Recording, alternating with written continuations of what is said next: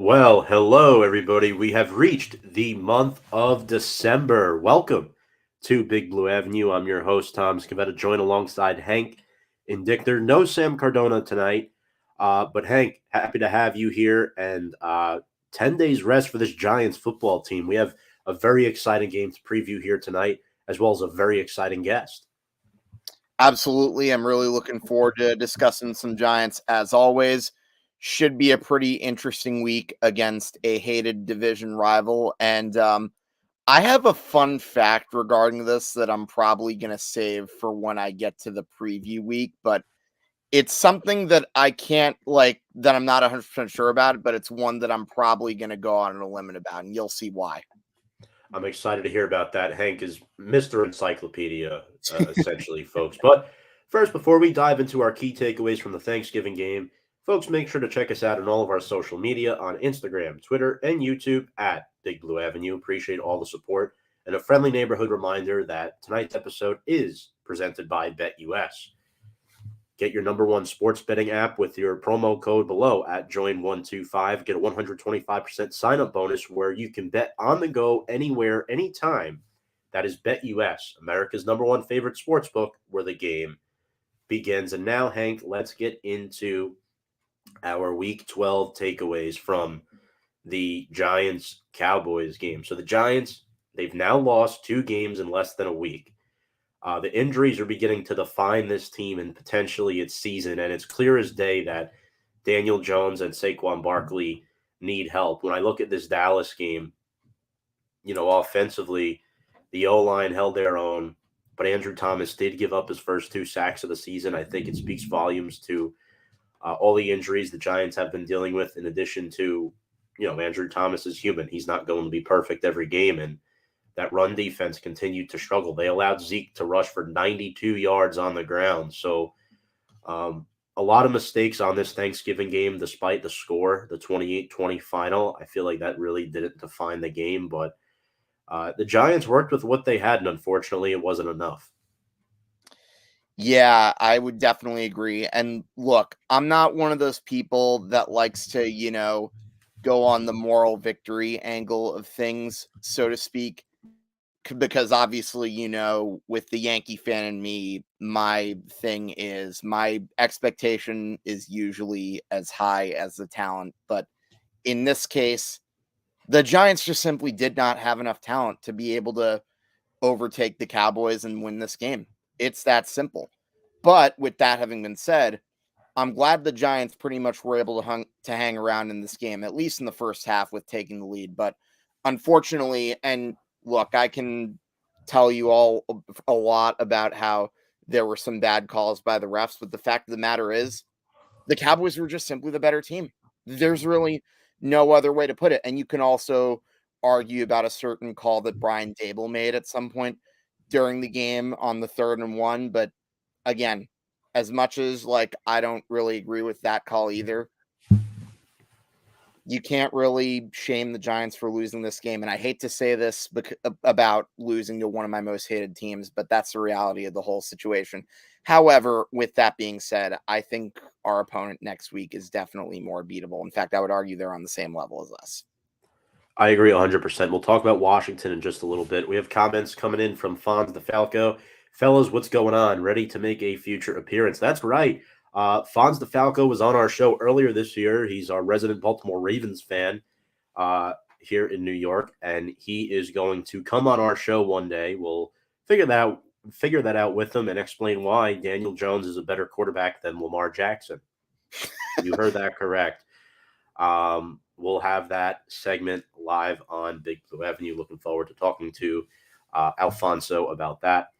Darius Slayton is good, by the way. Told y'all. LOL. I always thought he was okay. He was good for considering he was a day 3, 5th round pick, Hank. But the last two seasons really weren't good for anybody on this offense. That just made you feel like everybody was bad. And now I feel like the only reason why he's playing this well, I see Fonz's argument, but let's be realistic. If Sterling Shepard and Wan'Dale Robinson both stay healthy, is Slayton playing this well? Probably not. Slayton's the only real option the Giants have on offense, maybe outside of Daniel Bellinger when he gets back and occasionally Richie James. But Slayton's that option that defenses are focusing on now, and Slayton's doing a good job taking advantage of that opportunity. And I'm not going to go as far and say that Slayton is worthy of a second contract with this team, but Hank, he's definitely making a case for it. And it's crazy. Through 12 weeks, this man is the leading receiver on the New York Football Giants. Yeah, definitely. That's another thing that I probably would not have believed if you had told me that before the season. And in fact, Tom, correct me if I'm wrong, but didn't we discuss him being cut as a possibility not too long ago? So the fact that he's leading the Giants, that's not bad considering all those other circumstances that I just mentioned. I mean, hell, Alex Bachman almost took his roster spot in the preseason. Remember that? That was crazy. That's right. I remember there was a whole Twitter thing about that. Happy to see Nick Gates playing well again. He was named the Giants recipient of the Ed Block Courage Award. He was up there in contention with Daniel Jones and Sterling Shepard, so nicely done. Couple more key takeaways from this game. Cowboys had 13 penalties and 2 turnovers. The Giants had their chances, right?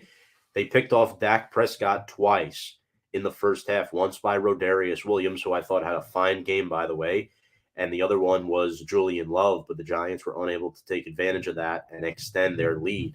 They only had a 6-point lead going into the locker room. The Giants are now 0-2 in the NFC East this season, which to me is more important than their 7-4 record. And all 4 teams in the NFC East are currently in the playoffs and all have 7+ wins. That's my biggest takeaway. The entire NFC East is good this year. Now, Hank, are they good because the schedules are favorable, or are they good because they're finally turning a table here? Both can be true. Both can be true. You love to say this. You know that's one of my catchphrases.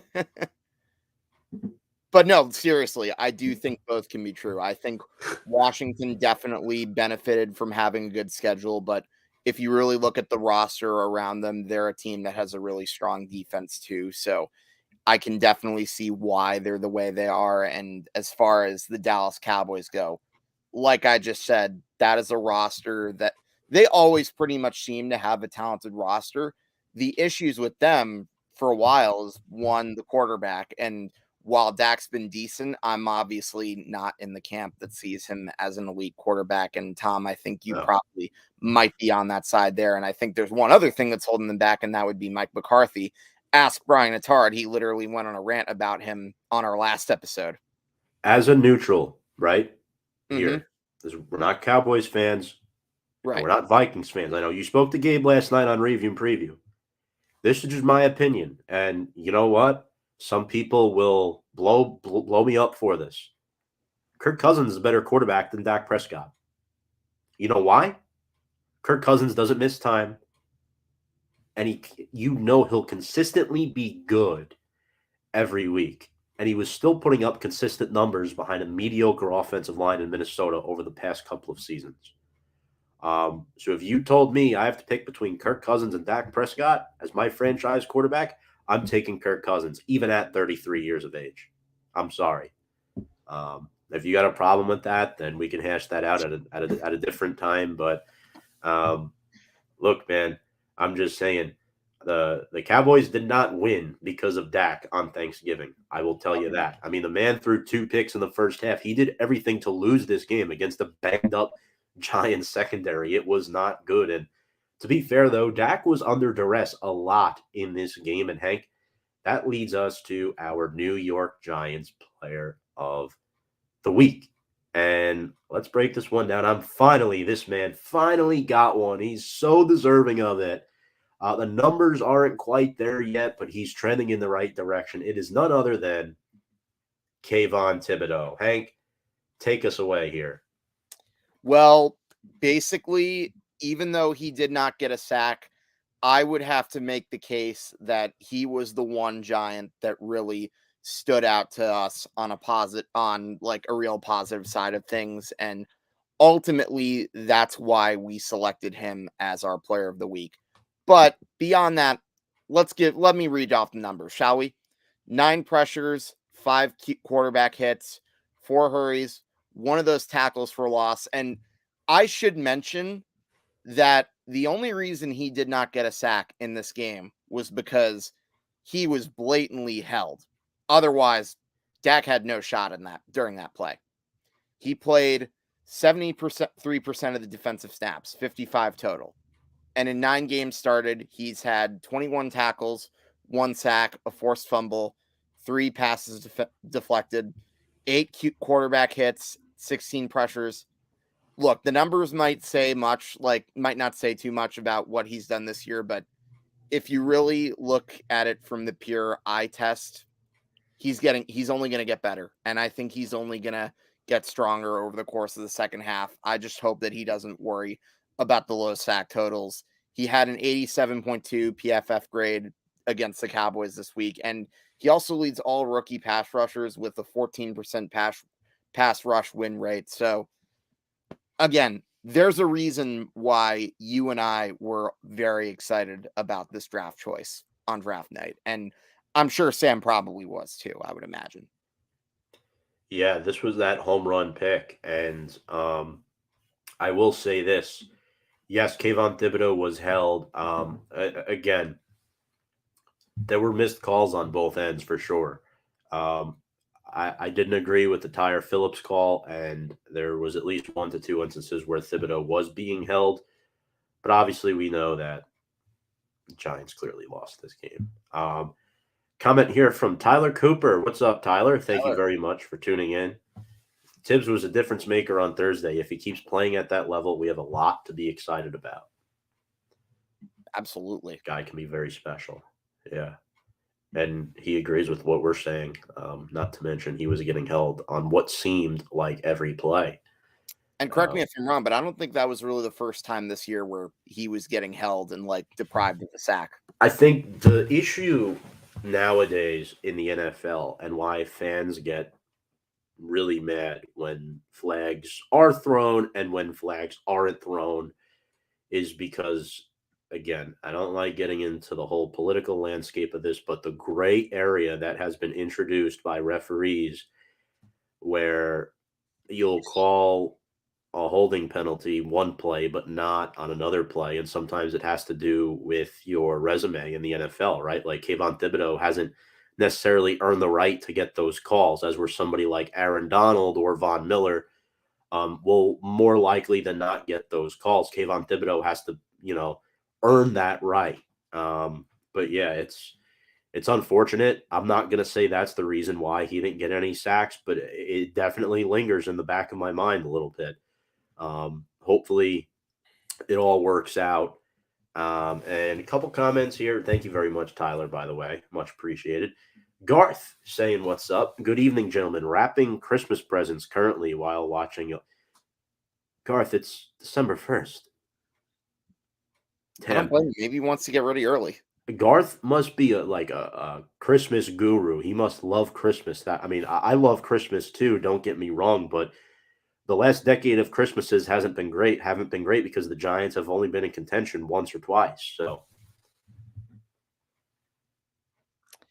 I wouldn't say those have necessarily ruined my Christmases per se. No. I still wish they could have been better this past decade. The best Christmas present, which turned into a nightmare, was the 3-year contract extension for Logan Ryan 2 years ago. Tom, I beg to differ. The best Christmas present was the Victor Cruz 99-yard touchdown catch against the New York Jets. That is true. Last-minute preparations before Sweet Tea. Real Cold G. What's up, Steve? Besides being held, he needs more pass rush moves. I'm not seeing enough from Thibs in that department. That's a good argument. I think he'll get there as he goes along. I also think having Azeez Ojulari coming back this week will definitely help Thibodeau's case because now that's another guy you have to account for. No disrespect to Jihad Ward or O'Shane Ximines, but Ojulari and Thibodeau have not played together yet on the field this season. And this week in Washington, they'll finally have that opportunity. So let's see what happens when Ojulari's on the field. But Steve, you're right. Sometimes Thibodeau is going to have to carry that load by himself. And I really hope he learns how to do that. But let's go over some week 13 transactions. And I say that in a tongue in cheek type of way. Before I get to the elephant in the room, the Giants are hopeful that 4 starters can return to action this week. That is Azeez Ojulari, Evan Neal, Ben Bredeson, and Daniel Bellinger. Although Ben Bredeson may be relegated to a backup role, it looks like Feliciano and Nick Gates could both be starting next to each other on the Giants O-line. That'll be very interesting to see, because both players have experience at guard and center.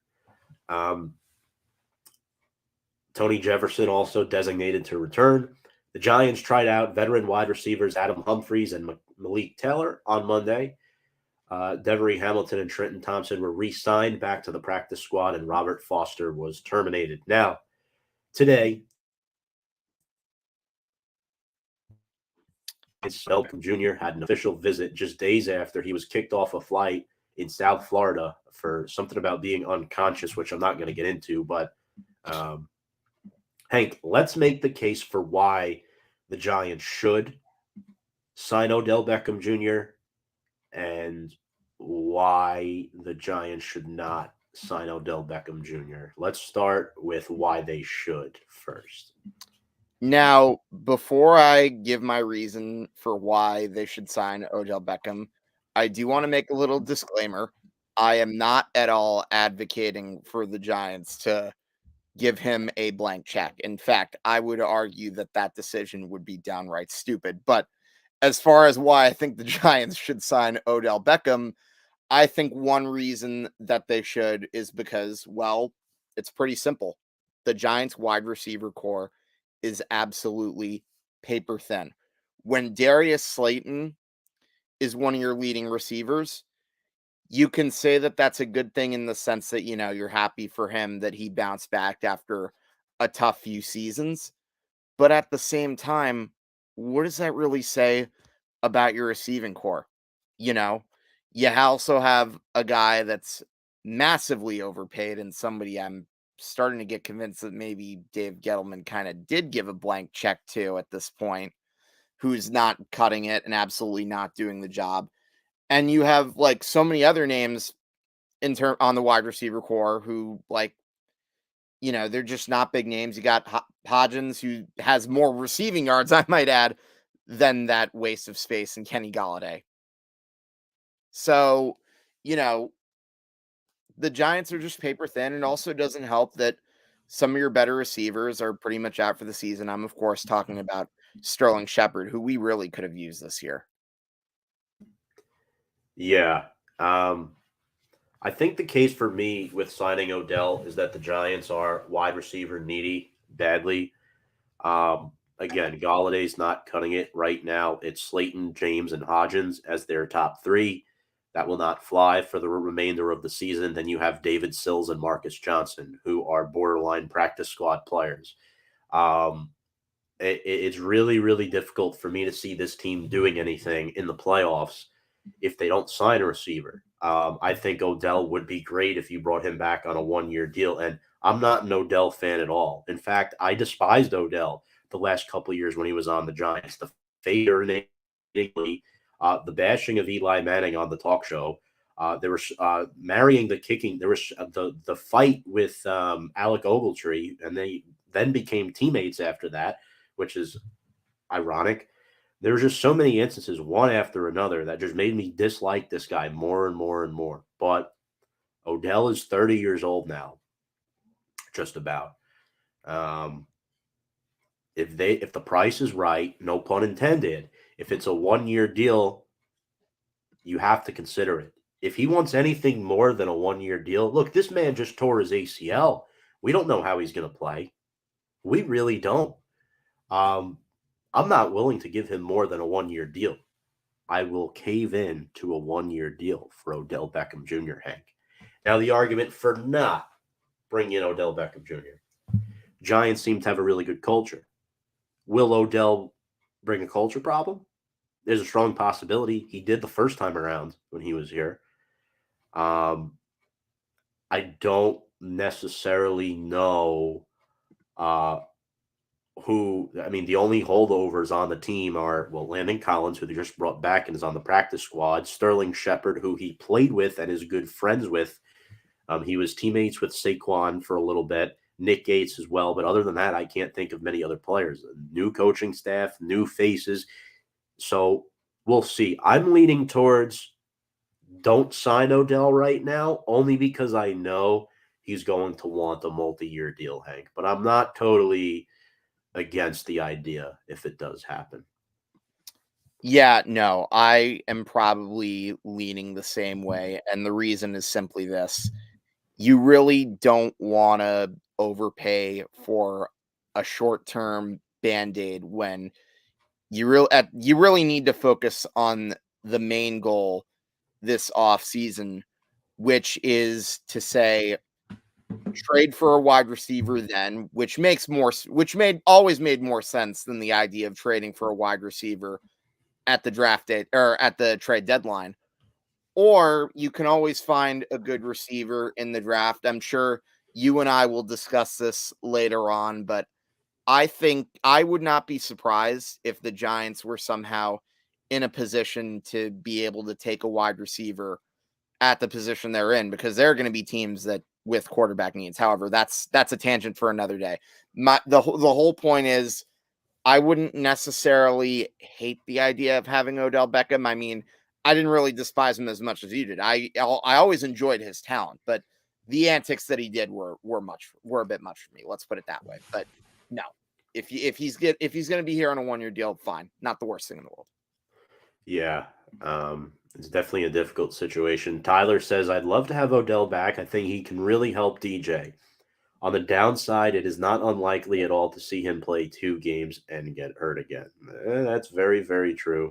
Good point. A very good point. Thank you for that comment, Tyler. Steve says, real cold G, I wouldn't sign Odell. Save that money towards Dexter next year. Honestly, he doesn't put us over the hump. I tend to lean more. I mean, Tyler and Steve both bring up really great points. I wouldn't sign Odell. I don't think Joe Shane will, unless it's a 1-year that just carries him through the rest of the season. Because if you think about it, Hank, he just came off the injury. We don't know what he's going to look like. We really don't. And the bottom line also is this: Joe Shane has gone out of his way numerous times in numerous press conferences to say that we're looking at the big picture. Yeah. So, and if I tend to believe what he's saying, I don't think it's going to happen. Yeah. Let's talk about the Washington football team, or the Commanders winning the last meeting against the Giants, Hank, 22-7 back in week 18 of last season. The infamous QB sneak game. We remember how that all went. That loss probably wound up costing Joe Judge his job ultimately. I don't know if that was the loss that really cost him, but he was slowly at the point where it looked like he was probably going to be a lame duck. But that decision, I still can't get over that. It was a rough decision. Tom, let me give you a hot take regarding that decision. I would probably argue that those QB sneaks deep in his own territory, I think that might have been worse than all those decisions that Buddy Ryan had when he was with the Eagles and he would punt on 3rd and long back in the 80s. Yeah. Because at least with Buddy Ryan punting on 3rd and long, he knew that it was unlikely that he'd get the first down. And he knew he had a super talented quarterback, Randall Cunningham, that could also punt. Randall Cunningham, that's a guy I haven't heard in a long time. His personality is so polarizing, it might upset the chemistry of the team. That's another good point. Sam saying what's up. Hi, guys. Love you. Be back next week. Thank you very much for the comments, Sam. We miss you. Hope you're doing well. Look forward to having you back next week as we preview the Philadelphia game. Hank's favorite week of the season.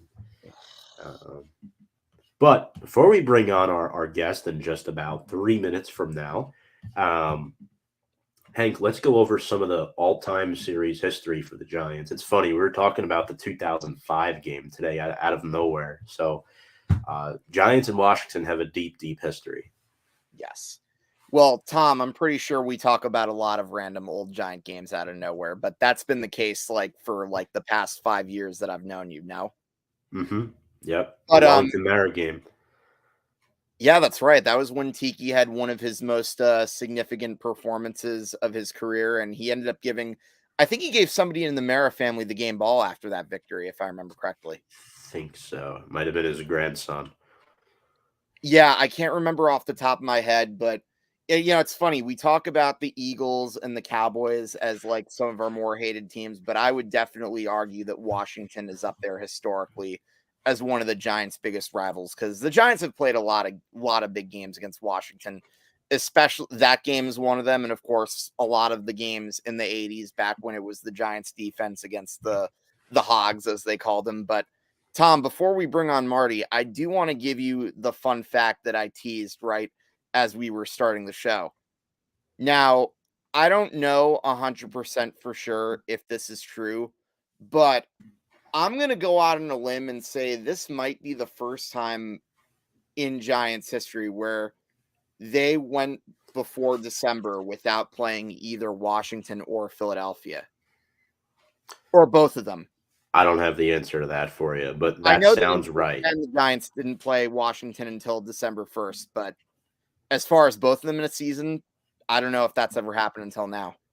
I think now with the 18-game season, there's a higher percentage chance that could happen. It's just weird that they push all these divisional games so late. But Hank, prior to last year, where Washington swept the Giants had beaten them in 6 of the last 7 games. Now, when I look at the Commanders this season, right now they're the second hottest team in the NFC. They've won 6 out of their last 7 games.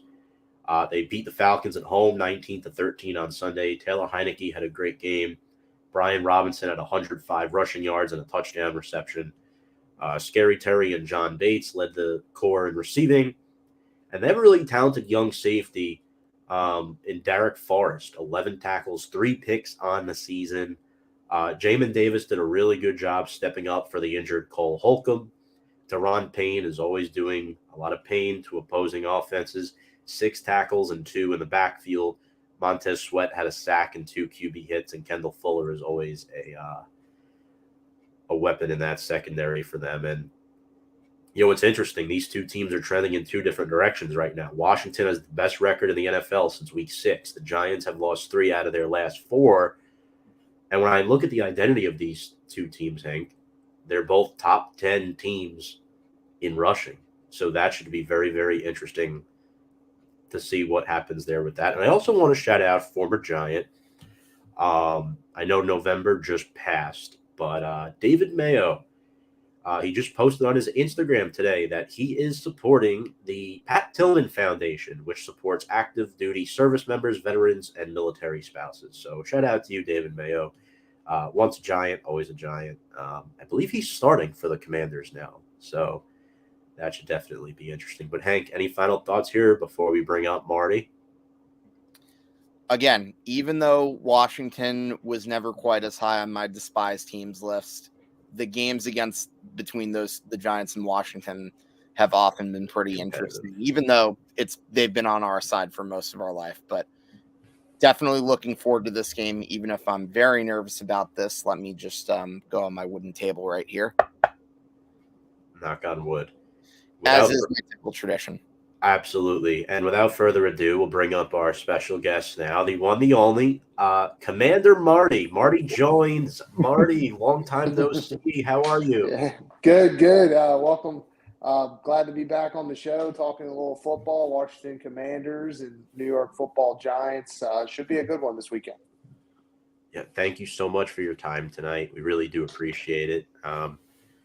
We miss having you on, but Giants Commanders this weekend. Let's get right into it, Marty. Taylor Heineke. It seems like every time this guy gets in there and starts, this team turns around. How has he helped them turn it around, and what is it about this guy? Because this isn't the first time it's happened, so clearly it's not, a coincidence. No, I mean, you go back to when he first jumped into that playoff game, you could tell he had some sort of spark. And taking over for Ryan Fitzpatrick last year, again, thrusted into the job, had some sparks, some ups and downs. He did have a 4-game winning streak um, in 2021. So now going into this season, again, Carson Wentz's job, he gets thrusted in there and he's got the spark. I think one of the big things that he's helped us during this winning streak is time of possession. He's been able to hit checkdowns. We've been running the ball really well, getting into a lot of third and shorts. And by doing so, easy checks, easy slants to Terry McLaurin. The offensive coordinator has been giving a game plan that he doesn't have to think too much, which if we get Taylor thinking too much, that could be disastrous for us. So it's a game plan simple, hand the ball off, third and short, find the open guy, let's keep the chains moving. We always want to end every possession in a kick. Extra point, field goal, or punt, and we'll be okay. Yeah, definitely. I would agree with that. So we got to talk about another big guy on your defense, Chase Young. It's looking like he might be playing on Sunday. How excited are you to be getting him back? And I guess that jersey probably answers your question. Yeah, no, we're super excited here. Commander Nation is definitely excited to get him back onto the field. I'm cautiously excited, of course. Tearing his ACL week 10 last year. It's just past a year. He's a big dude, 6'4", 265 pounds, freak athlete. So we want to make sure that he's here for the long run. I'd like to see him actually get eased into it. I've heard different reports on if he's going to play or not this weekend. I hope to see him out there. But more importantly, maybe, again, 10 to 15 snaps, third down, third and longs especially. Get him in there, one job. Let's get after the quarterback. Let's not worry about covering running backs out of the flat or stunts or anything. I just want straight on one-on-one football and just get his legs under him. And hopefully after the bye, playing you guys again, we go down the final stretch with him, getting his legs and getting after the quarterback.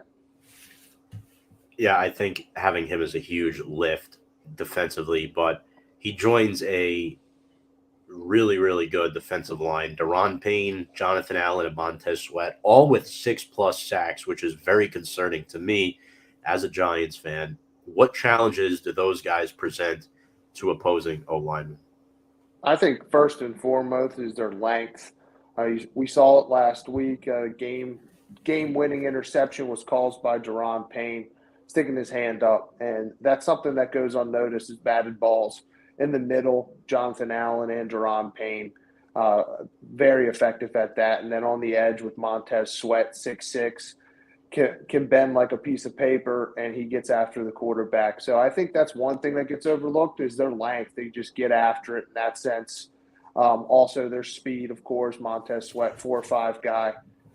And most importantly, I think what gives folks trouble is their motor.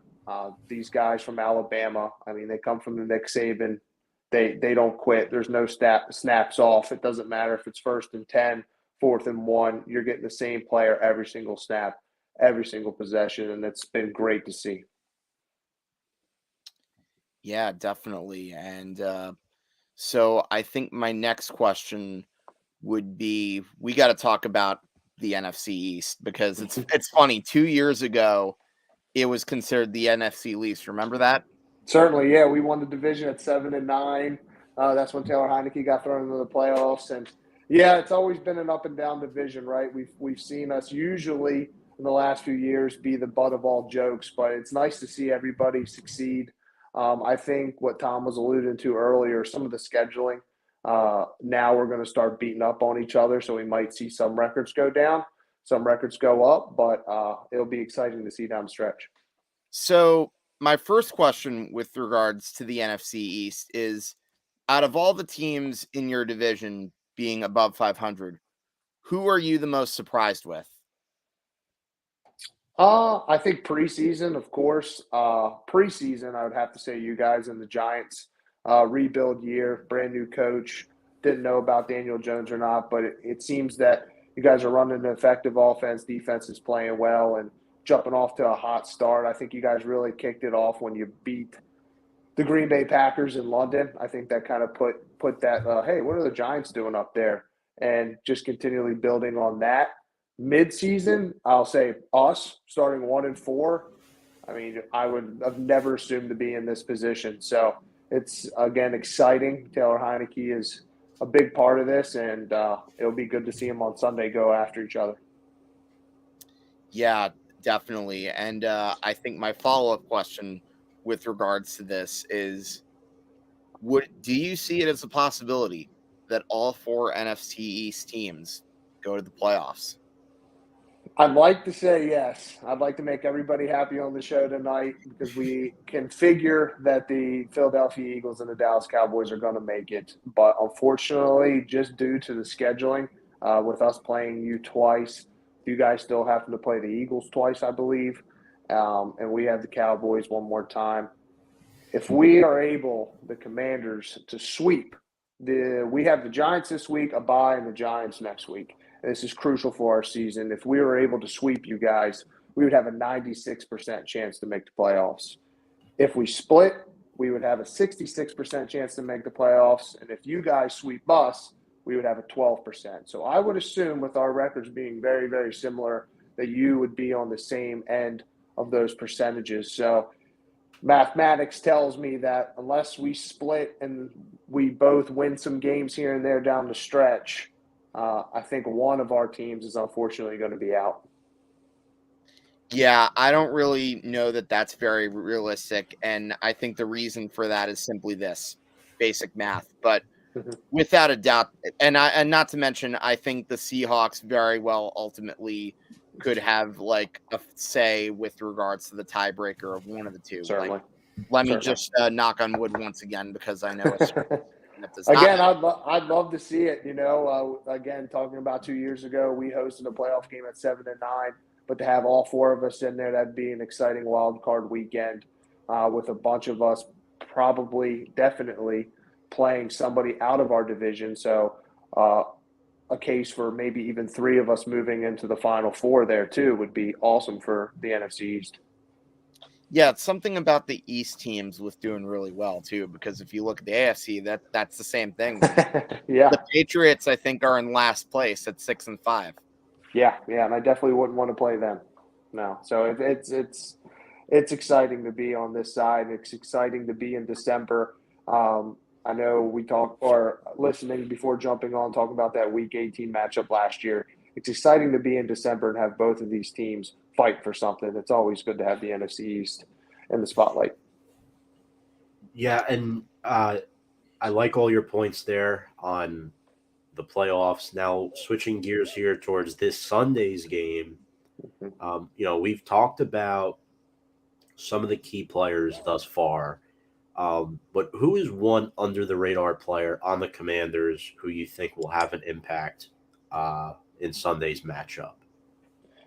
Yeah, so you kind of hit them in the pregame there, talking about this game, Tom. It's Derek Forrester, free safety for the Washington Commanders. He's been a ball hawk in the secondary. He's definitely helped solidify some of those back-end communication issues we had previous this year. Defensive coordinator Jack Del Rio has made some switches around there. We typically play with 3 safeties. Bobby McCain, Cameron Curl, and Derek Forrester continuously. And it's been a great adjustment. And if I go back to last year, week 2, we beat the New York Giants 30-29 because of a penalty on the defensive tackle jumping on the field goal. But if we go back even a little bit earlier in that game, Darius Slayton broke through a broken coverage. And I don't know if Daniel Jones overthrew him or he dropped it. You guys might be able to clarify that one for me. But I remember that touchdown would have solidified a win for the New York Giants for that game before that penalty even occurred. So hopefully this safety can come in, step up, play some ball hawk safety, because it seems like the Giants always get a good big 1 or 2 plays off of us from broken coverage. So I'm hoping that he can step up and kind of solidify that. Yeah, I think if I remember correctly, I just remember fans online raving about it. I do think it was a drop pass. I believe so too. Yeah, I believe so too. And I like Darius Slayton, even in that game, 5 catches, 43 yards, and a touchdown. And he had that drop, which was a 50-plus yard play there. So for you gamblers out there, I do like Darius Slayton to score a touchdown this weekend. He seems to play very well against us. And again, the Giants are always good for a bomb play or two against the Commanders. yeah. I know he was. I think he was dealing with an illness today. I'm not sure if he practiced today. Let me check the injury report here. It says Slayton missed practice today with an illness, but there's been some flu or whatnot going around up here. Some Mm-hmm. like common cold, sinus infection that's been going around. A lot of players on all NFL teams have been getting it, but Mm-hmm. I'm sure Slayton will be a go on Sunday. Yeah, he's a solid player. I never thought through 12 weeks he'd be the team's leading receiver, which is incredible to say. Yeah, no, you guys are definitely missing. I caught the piece with you both talking about OBJ. Definitely missing Sterling Shepard on that team. He was a pretty big piece there, and hopefully he can get back healthy because it seems to whenever he gets his rhythm, something always happens injury related for him. And hopefully he can get back on track. Yeah. So my next question is: you went from 1-4 to 7-5. Has Ron Rivera saved his job for next season, or is it soon? Is it too soon to tell? And I know there's a lot of external stuff going on right now, which I'm not going to get into with Washington, but Ron Rivera himself and coaching this football team, I mean, there seems to be a lot of promise there. Do you think Certainly. he should be the guy? Yeah, he's in his third year, and if you look at his track record in Carolina, his third year he was 15-1 and made the Super Bowl. We had that similar trajectory. I mean, of course, we're not 15-1, and I don't believe anybody's knocking on the door and calling us Super Bowl contenders. But you can see that progression on the roster changing, finally getting his guys in there. I believe that he should be able to be the head coach here in Washington. I think they're building something great. Like you said, there's external factors there, potentially new ownership in Washington come this spring. And if that happens, all bets are off. But if we're looking strictly on production on the football field, regardless who's in the skybox, I do believe that Ron Rivera deserves to keep this team and keep this rebuild going and look to see what he can do in year 4. Yeah, for sure. And so would you agree that Ron Rivera has definitely secured his job? Yeah, I would say that he secured it. Again, that 1-4 start is pretty rocky, and his tenure here so far in the first 3 years, the beginning of the seasons have been just brutal, which has really put the pressure on the back end. But again, we're back here to 7-5. We were on the 1-yard line against the Tennessee Titans and threw an interception to score and win that game, and we had a 10-point lead against the Minnesota Vikings with 6 minutes left in that game and end up losing that one. So you could make a real case for us that we could be sitting at 9 wins if the ball bounces our way. I just think it's all because of Ron and what he's doing in that locker room. Yeah, it's definitely great to see, and you guys are getting healthier too now. You get Jahan Dotson back, I believe, and then Curtis Samuel is another weapon that scares me. That plethora, those 3 receivers, and then De'Ami Brown as well. Logan Thomas is still a factor in the red zone. Mm-hmm.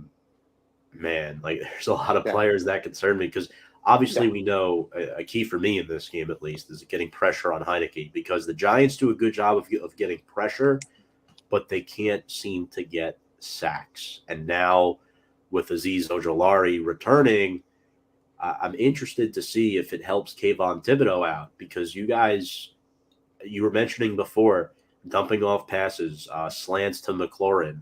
Antonio Gibson has 40 catches on the season. Incredible pass catching back. I'm really excited. Thibodeau and Ojulari against Charles Leno.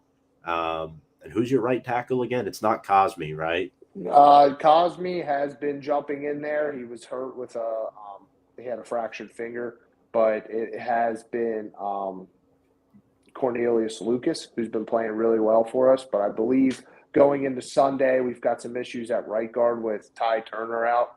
So the talk has been kicking Cosme in at guard and starting Cornelius Lucas for the entirety at right tackle. So it'll be his first game in the last 3. They've actually been playing this weird alternate right tackle where they don't only switch series, but it seems like they switch possessions and plays. Certain ones come in for certain sets. So it'll be interesting to see him at an entire game against the defensive line that you guys are boasting.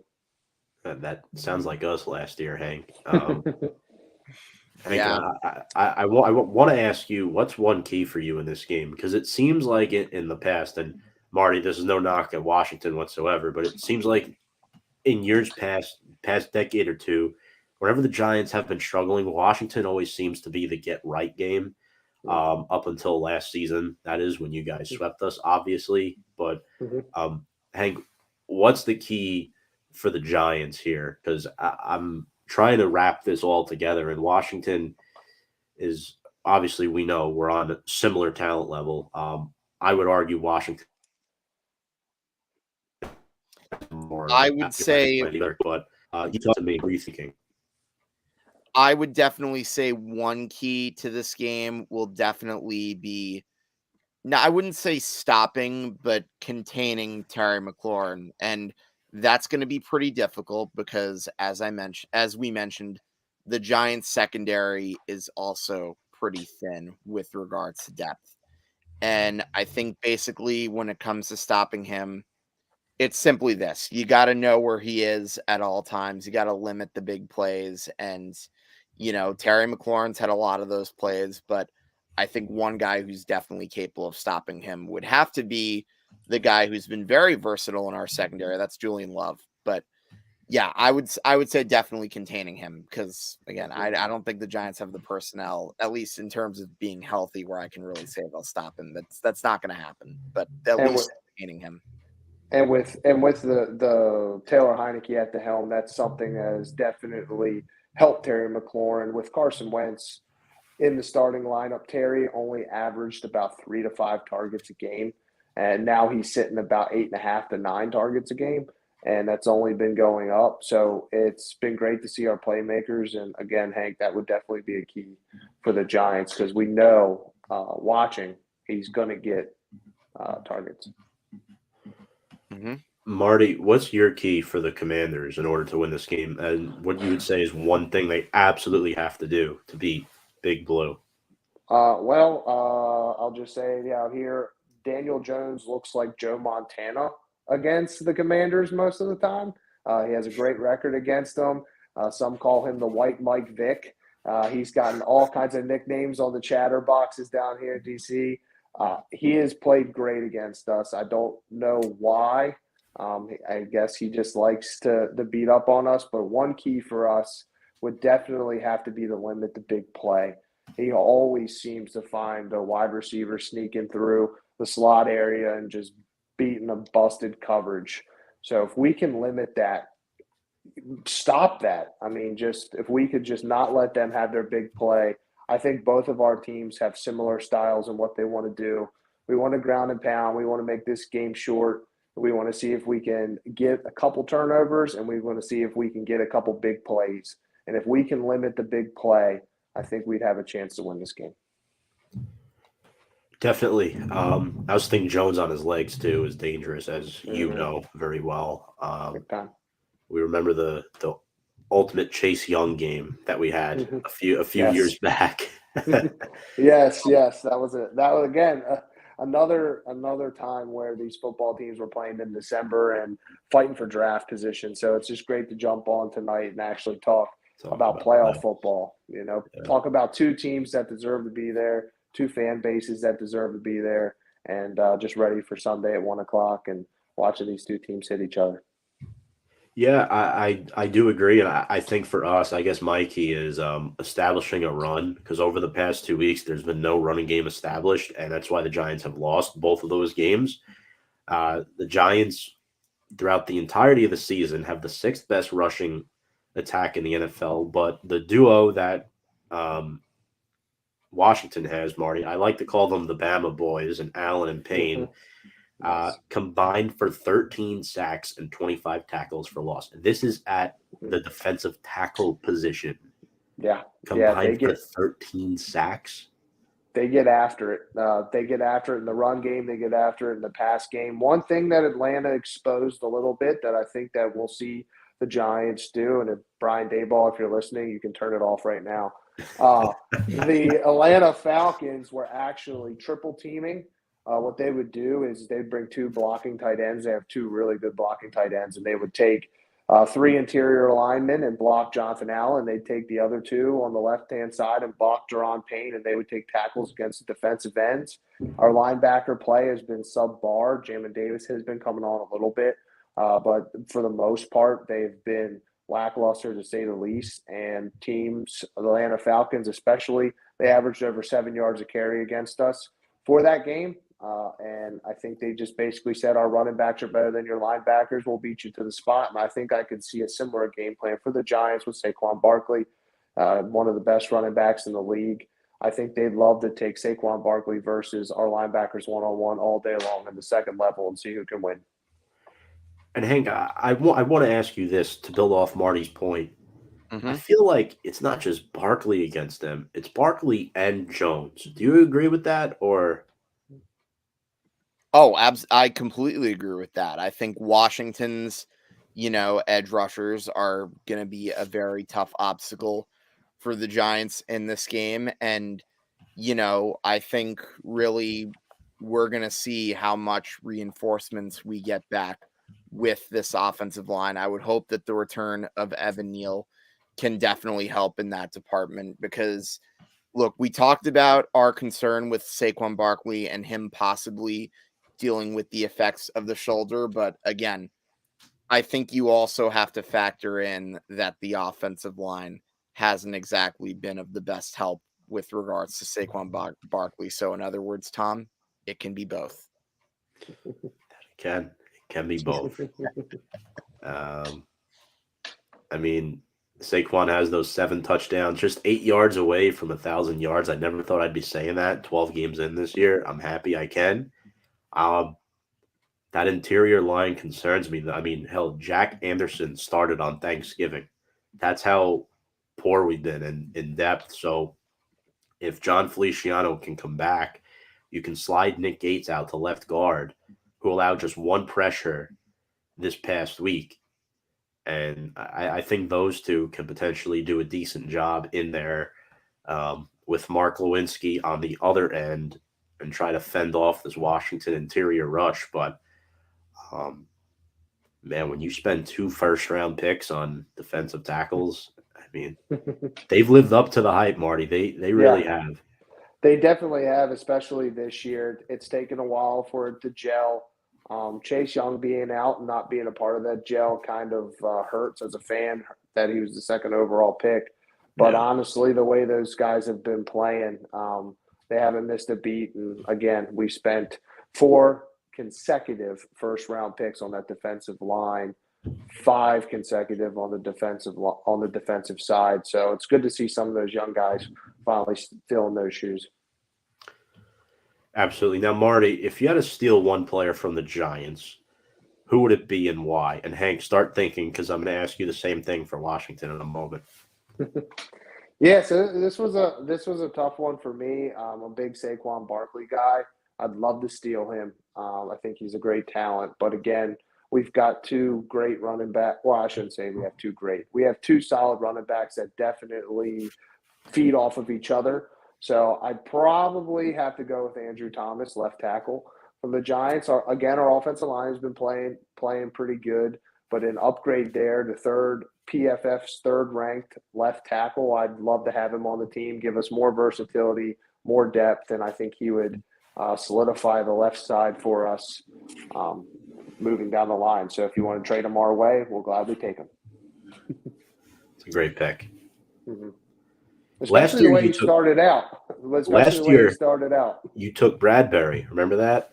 Yes, I did. And we had a chance to get him this offseason. And, of course, we let him go, or was that previous offseason? But we had a chance to actually get him, and we, let the Philadelphia Eagles have him. He's having a great season. So, maybe Andrew Thomas will be available here in a couple of years, and we'll go get him.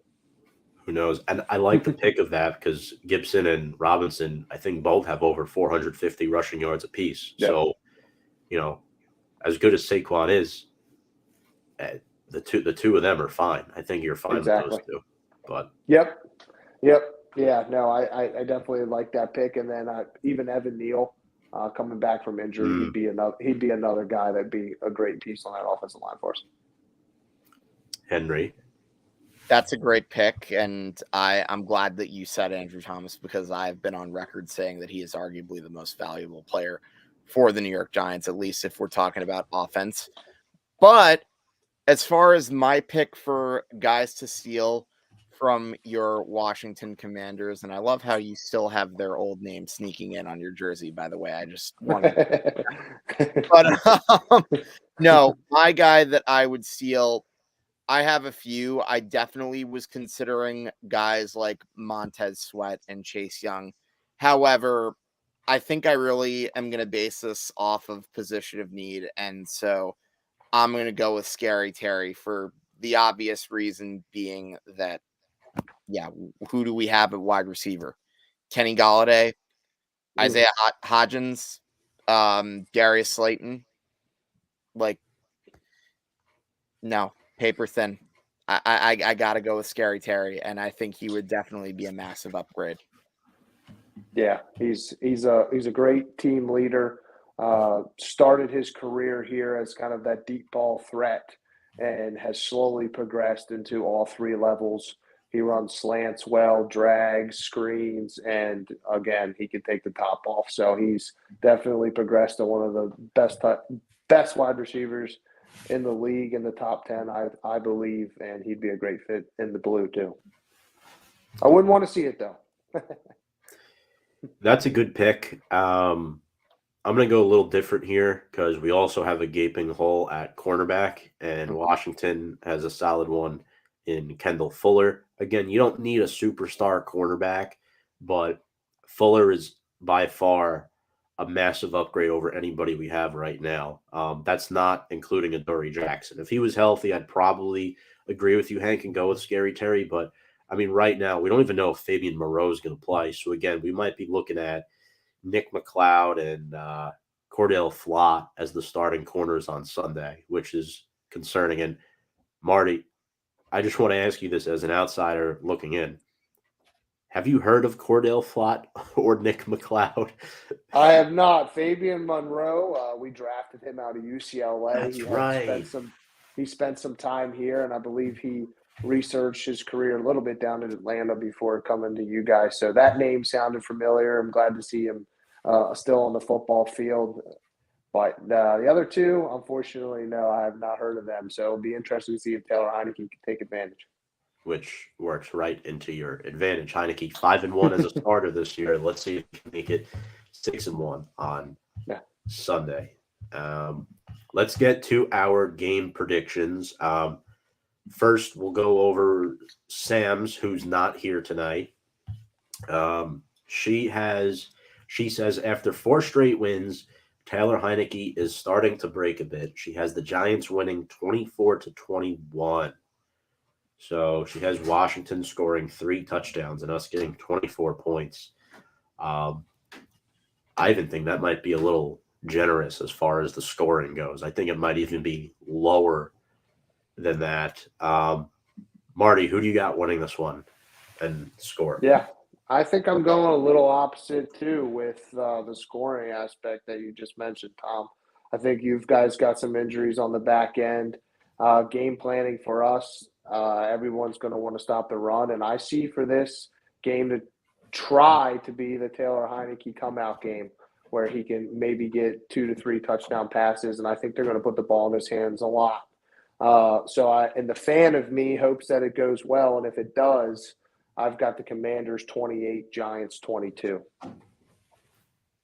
That's an interesting score. I like it. Well, I don't like it, but I like the outside of the box thought process there. Yeah, I just think that teams are now going to start stacking boxes. I mean, they know that we can run the football.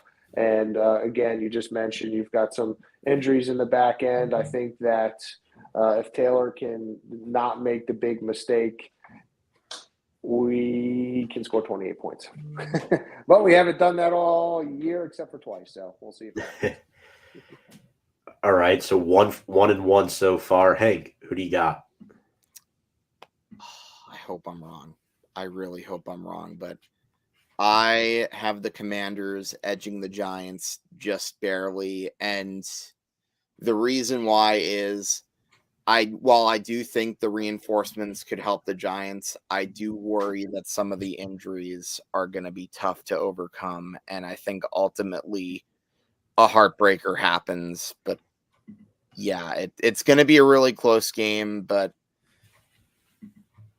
with the way Washington's been on a roll lately, there's a lot that scares me going into this game. Score? My score is going to be, I'm going to go with 25-22 Washington. All A right. weird score. Okay, so, I mean, you both have the Giants scoring 22 points.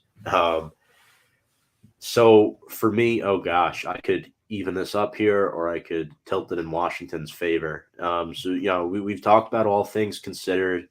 I do think that we're going to split the two games that we play in this year.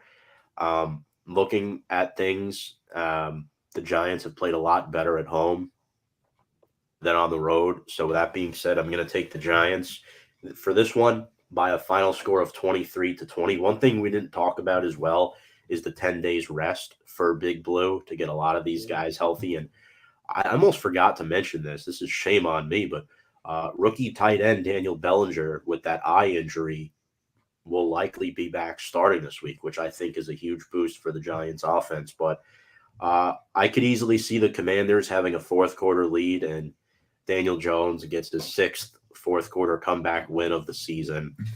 Not to go too far ahead, though, but I think the bye week in week 14, Marty, will suit you guys quite well to come back in week 15 and potentially split that one up against us. Yeah, I've got a splitting too. I actually think if there was a bye week you wouldn't want, it would be when you're on a hot roll. So I think that we'll continue this roll. Bye week maybe stales us up a bit. You guys could get us the following week, and that's how I'm seeing it. Again, I don't ever hate a bye week, but man, I wish I would have had it in a different week because we're really playing some good football. Yeah, I definitely agree. Week 14 is somewhat late to have a bye week, all things considered there. But Marty, any final thoughts here before we let you go? Appreciate you hopping on as always. Yeah, again, appreciate the time. It'll be fun. Again, like we've been talking about all night, this is a great rivalry. Two great teams, two great histories going at it, and this will be the first time you guys get to suit up against the Commanders. And one last final thought is go O's. That's right. Giants are wearing the classic uniform Sunday, right, Hank? Yes, they are. That's why I'm rocking my classic blue Strahan jersey. Awesome. And Marty, thank you again so much, and we will talk to you very soon. Awesome. Thank you, guys. Appreciate the time. Thanks, Marty. That was Marty Joins, the former host of Intercept Your Lunch podcast. If you're ever trying to get your lunch intercepted one day, make sure to go check out his YouTube channel. He has some good, funny old episodes up there. Big Maryland sports fan. I'll put it to you that way. But Hank, it's interesting here. There's a couple things we didn't go over yet.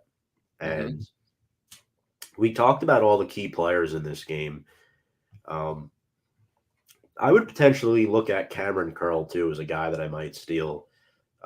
3 picks, 2 forced fumbles. He's caused 5. Both of their safeties are young, and they concern me. Thinking about it, I just think the Giants need a get-right game, and this is the typical week for them to get it against the Washington Commanders. And I think if you make Heineke try to beat you through the air, I mean, even last week you saw Dak with the 2 picks in that first half. I don't think Washington is as scary as Dallas is as far as keeping us off the scoreboard, which is why I think the Giants have an advantage. But there's 2 other players that I think could contribute in this game, and let me know what you think. Jalen Smith has been a nice addition to this linebacking unit. He's the fastest linebacker on the roster. He's been a starter for the last few weeks now. 46 tackles, 2 tackles for loss, 1 fumble recovery in 8 games played. Him and Micah McFadden were not the penciled-in starters at the start of the season, so very interesting to see both of them starting now. Yeah, definitely. I think that Jalen Smith could definitely be a good impact player, so I definitely agree with you there. And then Rodarius Williams is my other. In 2 games played this year, he has 5 tackles, 2 passes defended, and 1 interception. Probably the best boundary corner on the Giants roster right now. I'd put him over Flott and McLeod in that category. Had an 83.5 PFF grade, and he's part of the reason why the Giants have allowed under a 60% completion percentage to quarterbacks this season. That is 3rd best in the National Football League. Shout out Wink Martindale. So I'm definitely happy about having Rodarius. Wink's Funhouse. Yes, Wink's Funhouse. And Hank, now let's get to the injury report here before we sign off. And I do have one special shout out before we sign off. Giants injury report. Darius Slayton did not practice today with an illness. Questionable. Josh Azudu, neck, did not practice today. He is doubtful. Dory Jackson, knee injury, did not practice. He's out. Shane Lemieux, toe injury. He's also likely out. I'd list him as doubtful. Gary Brightwell, limited with an illness. He's questionable. Richie James, questionable with a knee injury. Daniel Bellinger, probable with an eye injury. Dane Belton, limited with a clavicle. Carter Coughlin adds to the injury report with a thigh injury. John Feliciano, probable with a neck. Darnay Holmes, shoulder, he's probable. Fabian Moreau, gosh, we're still going. Questionable with an oblique strain. Leonard Williams, probable with the neck. Evan Neal will play. Tyre Phillips will back up Neal. Cordell Flott will play. He was in concussion protocol, but he has now exited that. And for Washington, Dax Milne did not practice with the foot. Cornerback Benjamin St. Juste, ankle injury, did not practice. Trey Turner, as Marty mentioned before, did not practice. Antonio Gibson, Tyler Larson, Logan Thomas, and Chase Young are the other injuries. So, Hank, their injury report is much shorter than ours. So that was a laundry list for the Giants. Yeah, I was gonna say, oh gosh, I hope you finish up with that injury report soon, but obviously we know the whole matter of the situation, but hey, hopefully the Giants can overcome what's been happening to them, and I would love to get them in a close win. I don't care how ugly it is. Just get the dub and one step closer to a playoff spot. Deontay McCowan, what's up, Deontay? The New York Giants, we kick ass on Sunday. Big W for the New York Giants, 8_4. I hope you're right, man. I hope the Giants win by multiple possessions. I'd love to see it. Unfortunately, I think Washington is a little too good for that to happen. But I do have us skating out a win this weekend. Before we sign off, one last shout out. I was kind of hoping Sam was here tonight to see this, but I think you know where I'm going with this, Hank. I want to wish a happy early birthday to my girlfriend, Deanna. This is us at our first Giants game together earlier this year, back in week 4 against the Chicago Bears. We had an awesome time. She's a big supporter of the show and a big fan. I know tonight she's working late, but just wanted to wish you a happy early birthday. Her birthday's tomorrow, so it'll be a fun weekend. So thank you, Deanna. Shout out to you. Yeah, and I remember when that picture was taken. Great times. It was a lot of fun, that game. That was a very fun weekend. But happy early birthday to Deanna.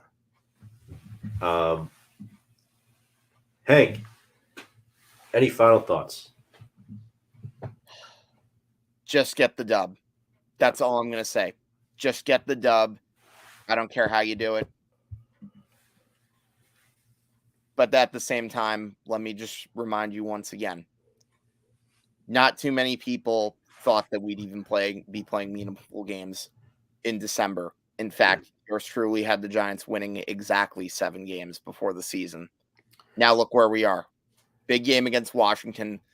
This is the good type of nervous that I have been longing to feel for the Giants. And it's something that I haven't really felt since probably before the Beach Boys game in Lambeau. So yeah, that's really Right. that's pretty much it. And because even in 2020, like, you knew that it wasn't really a great team, so it was kind of a hollow, like, I'm nervous about this. Yeah, like we were playing playoff football then, but not really because we knew it was just a spot that was being filled to get bombed by whoever in the first round. So It was a different kind of nervous. I'll put it that way. yeah. Deontay, a couple more comments. What's up, bro? Saying wish her happy birthday. Will do on behalf of the fan base here at Big Blue Avenue. Happy birthday, Deanna. That is right. Thank you, Hank. But yeah, it's been a lot of fun. Without further ado, let's go Big Blue. Blue.